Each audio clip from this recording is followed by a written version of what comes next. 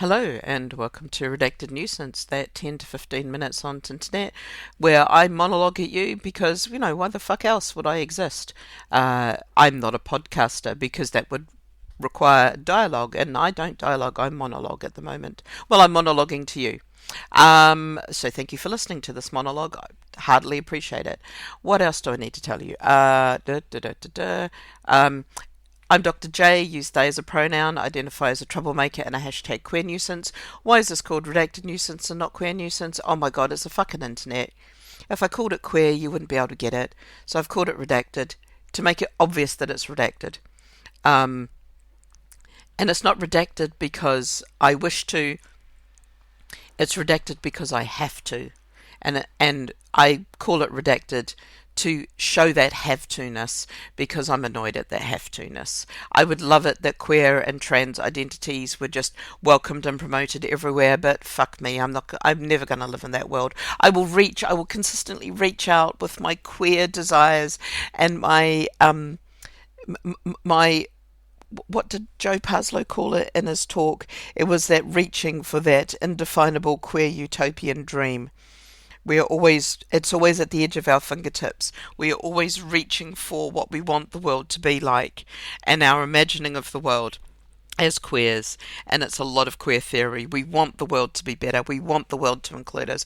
We want to be part of the world. Well, no, I want a world where I would happily be part of. And I think there's a slight difference there. That's a lot of my goal for 2026. I would like a world where I would happily be part of, where the cis-het normative patriarchal hegemony, militarily industrial complex is broken.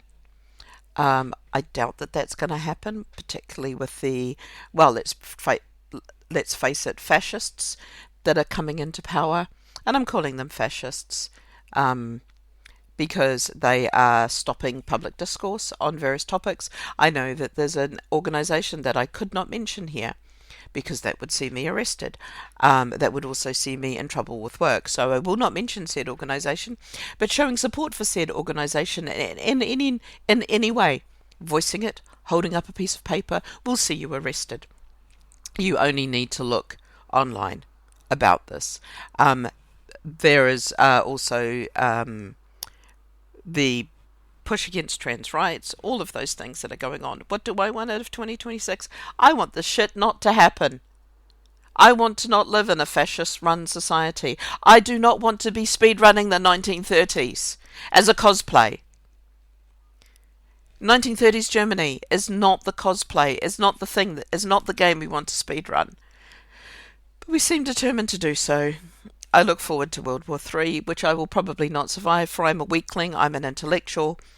I'm obviously not part of the mainstream. I wear glasses, I walk with a stick, and I have diabetes. I am not going to be, and I'm a pacifist, as if that wasn't fucking obvious. I'm not going to be somebody who's set up for survival if we go into survival mode. I'm somebody who's set up to live miserably for a bit and then yeah. Anyway, so let's not dwell on that because that's not what I want for 2026. What I do want for 2026, well, I'm going back to work, which is going to be great. I'm looking forward to doing some really interesting stuff. I've got a whole pile of writing that I've got planned because one of the things that has been uncovered in the last year is actually, if you give me time and a little bit of space, I'm actually not a bad writer. One of the interesting things that has only just come up in the last week or so, I'm going to be doing a lot of therapy thinking on when you look at me as a small child and you take away the pigtails, I could just as well be a cheeky little boy, and that queerness shone through so brightly all the time. And you see it in all the pictures of me, and I never stopped. And I've never stopped being that cheeky, irrepressible, slightly naughty, troublemaker. But not naughty in a evil way, just naughty in a, I see your rules. I think your rules are fun, and I'm going to play with them kind of way. And smart and witty and all of those things. And one of the things I've discovered is of the things that I can do, apparently talking like this for 15 to 20 minutes is quite a skill. Who knew this was a skill? But this is apparently quite a skill, as is the ability to do so on video, because I've been doing some coaching videos for work. The thing that I'm not able to do, though, is to do this in front of people, actually physically in front of people at the moment.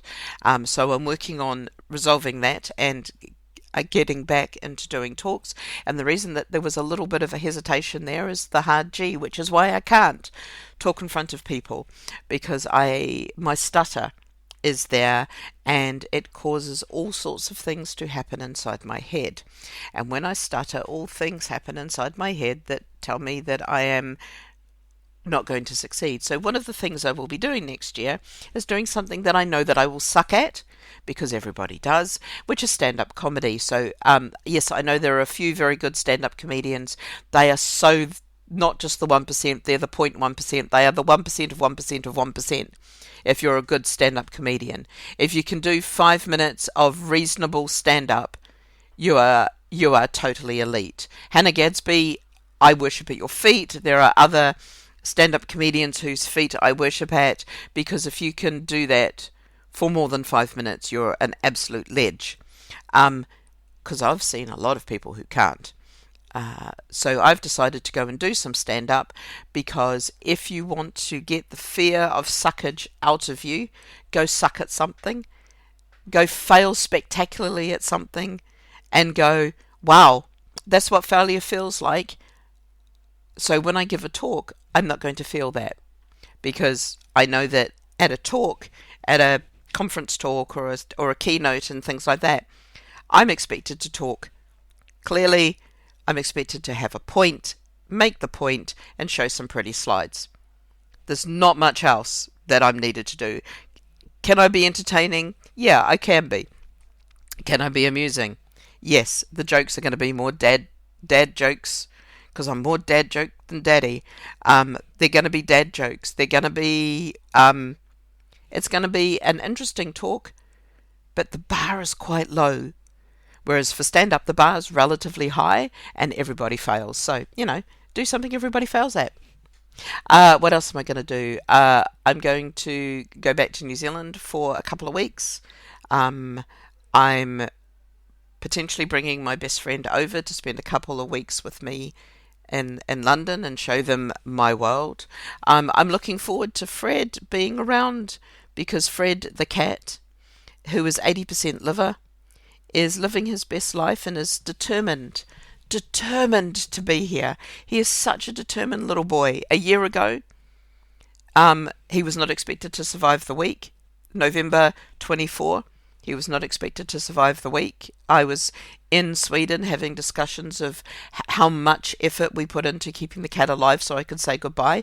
The answer is none, because me saying goodbye and extending an animal's suffering is not the important thing.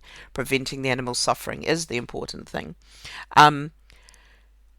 During last year, there was a moment where, I was told, if this cat does not eat in the next 48 hours, you've done everything.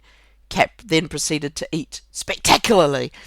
Fred has now been more than 6 months without a major health incident. We've had a few minor ones, of course, because, livers that are 80, when your cat is 80% liver because it's massively enlarged, there is long term, but long term is not long term. Long term is, more than a couple of weeks. So we're doing really well, and he's good. He's happy. He's not in pain. He's living his best life. He's currently absolutely sound asleep besides me. And I am looking forward to more time with Fred, because having this wee beastie who just adores me and depends on me and wants me to be calm, because the calmer I am, the calmer he is amazing. So that's something else I'm looking forward to next year. What else am I looking forward to? I'm going to be moving, not moving house, I'm going to be moving a podcast from one platform to another. I've got to sit down and figure out how to do that. I've got a charity that I've been trying to register that I'm going to put in for its third run at registration. It now has had enough money that it has to be registered. So there's a lot more pressure on it this time. I'm getting some help as to how to do that. So listen out for that. What else is there? What else am I doing? I am going to be going out and seeing all of the shows and all of the performances and all of the things that I wish to see, because that's what I do. I'm going to continue working out. Oh yes, one of the things that I'm going to attempt to do, I can now swim 2 kilometres in the open water. And I did that just inside an hour. That's 5 laps of the lake that I go to. I saw that there was an open water swim that was 3 kilometres, which is another 30% more than what I can swim. And it would take me somewhere between 90 minutes and 2 hours to do so. I don't know that I could do the big swim with lots of people in that kind of event style thing. But what I am going to do is build myself up to be able to swim 3 kilometres in the open water, because that sounds a reasonable target. It's 2 miles. Swimming 2 miles is a reasonable target to go for. It would take me somewhere between 90 minutes and 2 hours of swimming. And that would build up my cardio, that would build up my shoulders, that would build up my arms. The other thing I've been learning is boxing. But unfortunately, it looks like the boxing classes will not be continuing next year where I was going at my local gym, and I'm not entirely sure about the other places. But I now know enough to kind of box against a bag safely, so I will do some boxing as part of my everyday workouts. What else? Which, again, is something I suck at. I suck dreadfully at it. I have PTSD, so therefore I can be thrown into bodily panic at any point in time by the fist coming towards me, and I will dodge. I will suddenly decide not to dodge and attempt to hit back, even while we're sparring, which I have to then remind myself not to do. What else? So yes, sparring and boxing is I can't spar. So that locks me out of a lot of boxing classes. So I need to find some way of learning boxing where I'm learning against a bag, because I like the discipline. I like the way that you need to learn. I like the movement discipline because it's different and it's back to front for me, and it's not about just punching hard, it's about punching safely, it's about punching safely for yourself. There's so many things, but I will never be in a ring. I will never be sparring with anyone. The most I do is a little bit of pad work and a little bit of learning to hold my guard up, which I do very badly, because I flinch, because I wish to flee from the boxing thing and not block it, or swipe it out the way, or do whatever I'm supposed to do. I flinch and hide. So yeah, I'm doing several things that I know that I cannot do. And it's good sometimes to do the things that you know you cannot do, because it teaches you how to fail, and learning how to fail is really important. Because if you know how to fail, then you become, in my mind, you become less afraid, because you know what it feels like when you fail to be able to do something. And you can go, I'm doing this and I'm not failing.